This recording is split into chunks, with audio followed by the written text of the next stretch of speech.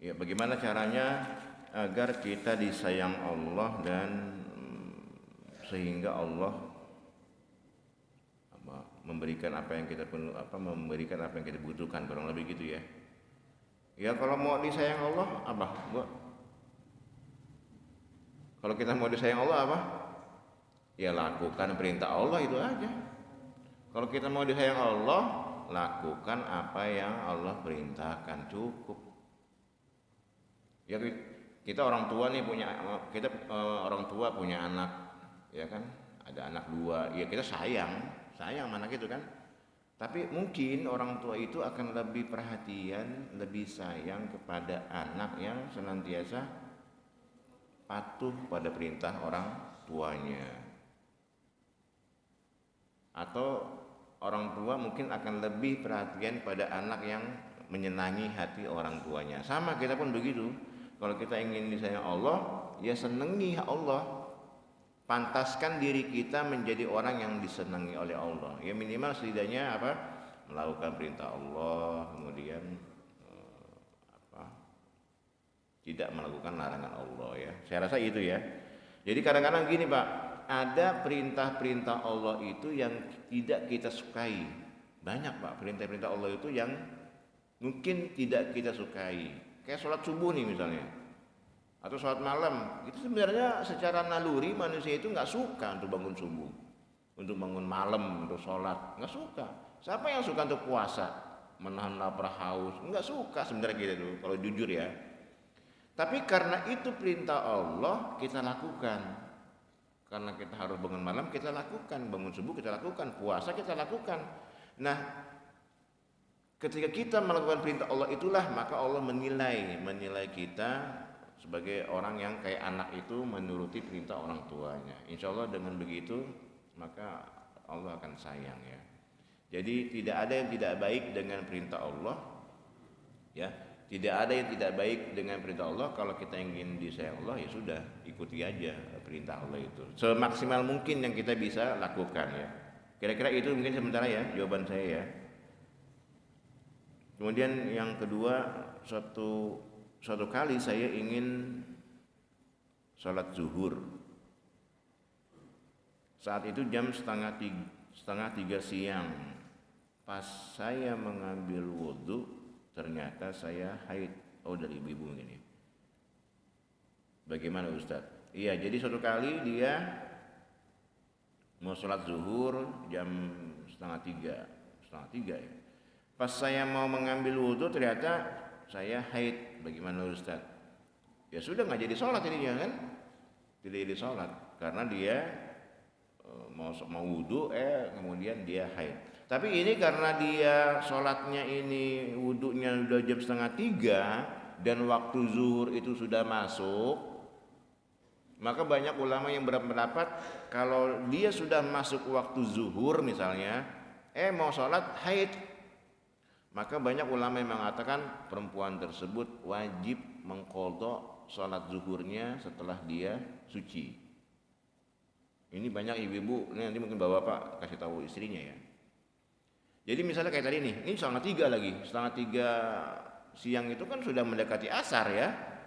Dia mau sholat zuhur, gitu. Kemudian setelah dia mau wudhu, ternyata haid. Dan dia kan nggak jadi sholat tuh, nggak boleh sholat.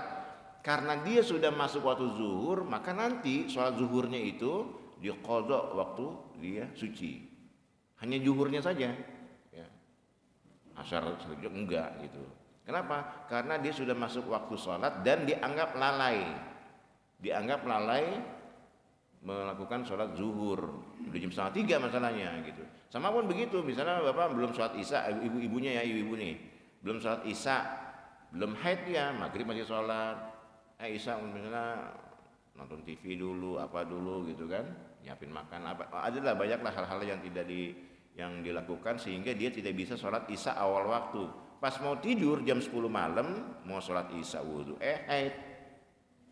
Nah karena dia sudah masuk waktu isya, nanti setelah dia suci, selesai haidnya, waktu isyanya itu diqadha ya, diqadha di waktu kapan saja ya, begitu.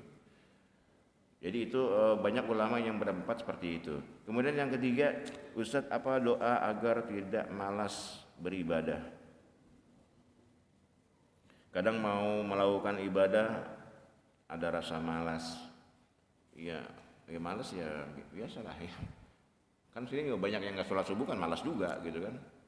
Itu manusiawi, tapi ada doa yang Nabi ajarkan, mungkin kita sudah sering dengar ya.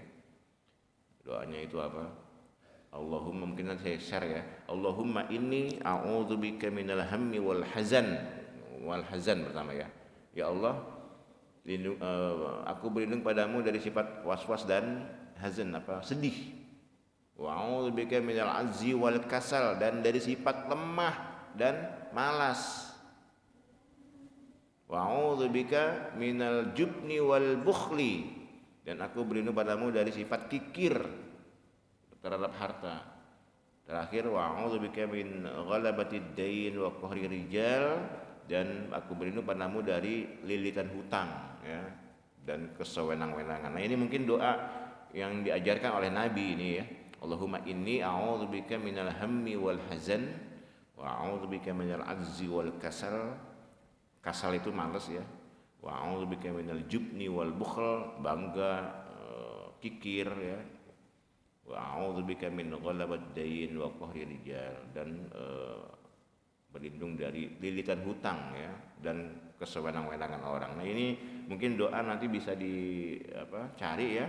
Itu Nabi yang menjelaskan. Jadi kalau apakah doa untuk malas, ya minimal itu. Kalau belum hafal, baca pakai bahasa Indonesia aja. Ya Allah, hilangkan dariku sifat malas, terutama malas dalam beribadah kepadamu.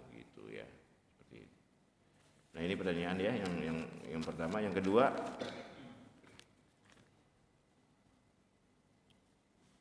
ini ada yang ini nih, ada yang masuk ke WA saya ya. Assalamualaikum Ustadz, saya mau tanya, kalau seandainya membuka usaha agen BRI Link, apakah hasilnya itu riba atau tidak ya? Mohon pencerahannya. Iya, ini ada BRI Link. Bapak tahu ya BRI Link ya? Jadi BRI Link itu kepanjangan tangan dari Bank BRI lah, biar nasabah BRI-nya itu lebih dekat gitu. Nah, jadi jemaah sekalian, sementara ini ulama itu Indonesia khususnya itu mengatakan bahwa bunga bank konvensional itu riba. Ya sedikit lah yang mengatakan tidak riba, masih diperselisihkan. Tapi umumnya ulama itu mengatakan bahwa bunga bank di bank konvensional itu adalah riba yang haram gitu. Nah, sekarang kayak BRI, BCA, Mandiri itu kan, itu dianggap riba kalau kita minjem ke sana gitu. Kenapa? Karena unsurnya simpan pinjam. Tapi kalau misalnya BRI Link yang misalnya kita membuat nih ya, kayak anak perusahaan atau apa, kan banyak tuh yang individu juga bisa gitu BRI Link. Nah, BRI Link ini memang tidak langsung melakukan mungkin simpan pinjam, dia hanya untuk mempermudah nasabahnya lebih mudah mengakses uangnya, misalnya kayak ATM nih, kayak ATM kayak gitulah ya, atau pembayaran listrik, pembayaran PLN gitu, itu kan menggunakan BRI Link ini ya, atau yang lainnya. Apakah termasuk riba? Nah, kalau BRI ini fungsinya bukan untuk simpan pinjam, hanya untuk bayar apa gitu ya, bukan simpan pinjam, maka tidak ada unsur riba sebenarnya dalam BRI Link-nya itu ya, hanya membantu. Cuman mungkin karena induknya bank BRI-nya itu adalah bank konvensional yang riba, jadi setidaknya dia mendukung adanya riba gitu. Tapi dalam prakteknya itu tidak selamanya riba sebenarnya dalam BRI Link. Karena Pak Usai ke ATM kan bayar listrik, beli HP, beli pulsa kan itu, atau pakai HP kan. Itu kan kita nggak punya transaksi simpan pinjam, hanya memudahkan kita untuk bertransaksi gitu. Nah, itu tidak ada unsur riba. Tapi kalau kita menjadi agen gitu, akhirnya mendukung lah, ikut campur ya, sudah ikut campur dalam proses itu. Tapi sekali lagi memang masih ada ulama yang mengatakan bahwa bank konvensional itu kalau kita simpan pinjam selama dia akadnya itu bukan simpan pinjam tapi bagi hasil maka bukan riba. Makanya dia sarankan kalau simpan pinjam mau minjam itu jangan di bank konvensional gitu, biar aman gitu ya. Sebaiknya di bank syariah. Karena sistemnya dia kerjasama mudharabah. Kemudian yang terakhir bagaimana memahami keadilan Allah. Bukankah Allah itu maha adil? Tapi mengapa kita sudah sholat, puasa, beribadah tapi hidup terasa sulit? Sedangkan orang yang gak beribadah malah hidup senang ya dan banyak harta. Ini udah sering ya kita ini ya. Bagaimana cara memahami keadilan Allah? Kita udah sholat, udah puasa, udah ngapa-ngapain ibadah, tapi kok hidup sulit. Sementara orang yang tidak sholat, tidak puasa, tidak ibadah, hidupnya senang dan hartanya banyak. Ya jemaah sekalian, ini kalau pola pikirnya seperti ini agak repot juga ya. Kalau pola pikirnya seperti ini. Jadi ibadah itu jangan diukur dengan harta gitu. Ibadah itu jangan diukur dengan harta. Jangan mentang-mentang kita sudah rajin sholat, rajin puasa, rajin ibadah, terus kita harus kaya. Enggak ya. Ibadah itu, kita sholat, kita puasa itu balasannya bukan harta, bukan. Nah, ini yang persepsi dulu dirubah. Kenapa? Karena pada zaman Nabi banyak sahabat yang luar biasa ibadahnya. Bilal, bayangin ibadahnya luar biasa. Tapi kalau dilihat dari segi harta, ya nggak ada hartanya. Gitu. Jadi jangan berpikir bahwa kalau kita sholat harus kaya, harus senang, nggak begitu. Ya. Jadi seperti itu. Sementara orang yang nggak sholat, hartanya banyak, senang gitu. Ya. Jangan begitu. Ukuran ibadah itu bukan harta. Tapi minimal janji Allah itu kalau kita beribadah dengan baik kepada Allah, setidak-tidaknya kita dicukupi, bukan dikayakan, dicukupi. Dan itu janji Allah ya. Minimal misalnya ibadah apa ya, bukan hanya sholat lah. Jangan kan ibadah sholat atau puasa. Man lazimal istighfar, makanya kata Nabi. Barang siapa yang mendawamkan istighfar, astagfirullahaladzim, mohon ampun pada Allah, minimal astagfirullahaladzim. Maka apa kata Allah? Allah akan memberinya jalan keluar, wa yarzuqhu min haitsu la yahtasib, dan memberi rezeki dari jalan yang tidak disangka-sangka. Itu janji, ya janji Nabi. Itu dalam bukan hal ibadah. Dia akan dicukupi, wa yarzuqhu min haitsu la yahtasib, itu bukan dikategorikan dia kaya, enggak, tapi akan diberi rezeki dari jalan yang tidak diduga. Kalau kita mendapatkan harta dari usaha, Bapak dagang dapat untung, itu diduga.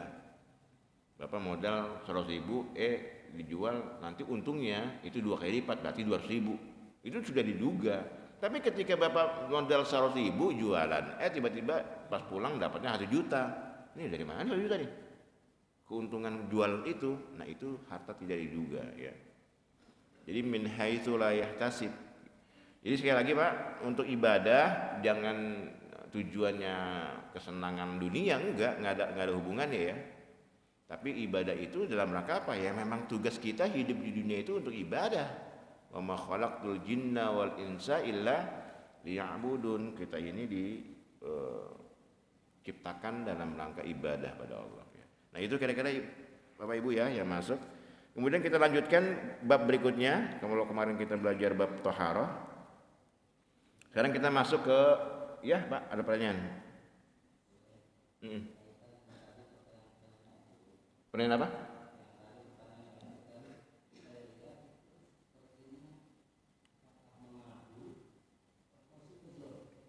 Masalah tadi yang ibadah tadi yang itu. Iya, mengadu atau suuzon. Jadi gini Pak, ada kadang-kadang bukan suuzon menurut saya ini ya. Kenapa kita sudah ibadah tapi sulit gitu kan? Apakah kita termasuk suuzon? Sebenarnya bukan suuzon, tapi mungkin kita belum paham makna dari ibadah kita. gitu. Sehingga akhirnya terjadilah suudzon gitu. Karena kita tidak paham tujuan ibadah kita, maka akhirnya dia jadi suudzon. Kan saya sudah sholat, saya sudah puasa, saya sudah ibadah, kok hidup saya susah ya? Karena dia tidak tahu makna dari ibadah, akhirnya dia suudzon. Gimana sih Allah ini gitu kan? Jadi dia, Allah itu nggak adil, nggak adil. Allah itu orang kafir, orang yang nggak sholat, orang yang murtad, hidupnya seneng gitu. Tampaknya seneng, tampaknya bergelimang harta. Tapi kan belum tentu juga dia seneng, dia bahagia. Kan kalau kita lihat banyak cerita orang kaya tapi hampa hidupnya, nggak bahagia gitu. Kelihatannya aja mobilnya ini, rumahnya gedung, tapi apakah bahagia? Nggak juga. Kalaupun misalnya mereka merasa bahagia, itu kebahagiaan semu sebenarnya, semu kebahagiaannya. Kebahagiaan dalam perspektif dia, bukan umum. Jadi karena kita tidak paham makna ibadah, itulah akhirnya kita jadi suudzon yang mengakibatkan kita salah menilai Allah. Allah itu adil, nggak mungkin nggak adil. Ya kan ada cerita dulu gampangnya, cuma kita nggak paham aja. Nah gini ya, ada ilustrasi yang mudah nih ya biar kita paham. Ada orang lagi jalan panas, capek, duduk dia di bawah pohon seri. Saya pernah cerita kayaknya ya. Ada orang lagi jalan capek, panas, akhirnya duduk di pohon seri. Ngantuk, mau ketiduran gitu ya. Sambil ngeliat, buah serinya banyak. Terus di samping dia ada pohon semangka. Berbuah juga, punya orang gitu. Gede-gede buahnya gitu ya. Dia mikir lama-lama, ya Allah gimana? Nggak adil nih. Pohon seri yang pohonnya tinggi, buahnya kecil. Pohon semangka, labu gitu, yang pohonnya menjalar, buahnya besar. Nggak adil Allah. Salah desain, katanya salah desain. Harusnya yang pohonnya gede, buahnya besar. Yang kecil yang di bawah, buahnya kecil. Ngantuk-ngantuk gitu dia. Tiba-tiba jatuh buah seri kena hidungnya, tuk gitu. Jatuh buah seri kena hidungnya, tuk. Dia baru sadar, ya Allah, untung buah seri sekecil ini. Kalau buah seri segede pohon semangka, bisa patah hidung saya gitu. Allah memang adil. Allah memang adil. Nah, jadi kadang-kadang memahami keadaan Allah itu mungkin seperti itu, karena kita tidak paham, akhirnya kita menganggap Allah itu tidak adil. Tapi ketika kita sudah kena pohon seri itu, baru kita memahami, ya inilah hikmah di balik apa yang tidak kita anggap itu benar gitu ya. Allah itu adil, Allah itu adil. Kurang lebih seperti itu ya. Nah, kalau kita memahami keadilan Allah seperti itu, akhirnya kita tidak berburuk sangka. Yang jelas kita dilarang untuk berburuk sangka pada Allah. Karena Allah itu berdasarkan prasangka hambanya. Kalau kita menganggap Allah itu baik, ya Allah pasti akan baik. Tapi kalau kita suudzon sama Allah itu jahat, ya udah. Ya. Aku berdasarkan prasangka hambaku, kata Allah ya. Jadi seperti itu Pak Ibu ya.